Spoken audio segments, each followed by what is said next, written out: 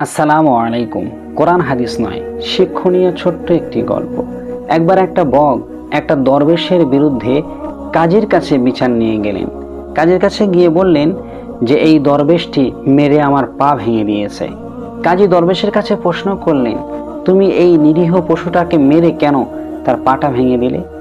তখন দরবেশ উত্তরে বলছেন যে এই বগটা আমার জন্য ভক্ষণ করা হালাল, তো তাকে আমি শিকার করতে গিয়েছিলাম। শিকার করতে যে আমি লক্ষ্যভ্রষ্ট হয়ে তার শরীরে আমার তীরটা না বিঁধে তার পায়ে গিয়ে লেগেছে, তার কারণে ওর পাটা ভেঙে গেছে। কাজী বগকে বললেন, দরবেশের যুক্তি তো ঠিকই আছে, তুমি তো তার জন্য হালাল ছিলে।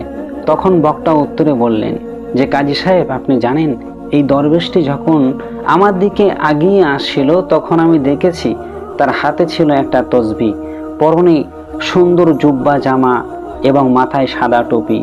তাকে দেখে এত দরবেশ, এত আল্লাহওয়ালা মনে হচ্ছিল যে আমি ভেবেছিলাম ইনি কখনো আমাকে স্বীকার করতে পারে না।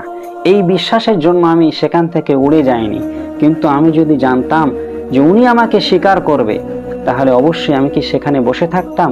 নিঃসন্দেহে উড়ে যেতাম। এই গল্প থেকে কে কি শিখলেন অবশ্যই কমেন্টের মধ্যে লিখবেন, ইনশাল্লাহ আমি পরে ব্যাখ্যা করে দেব।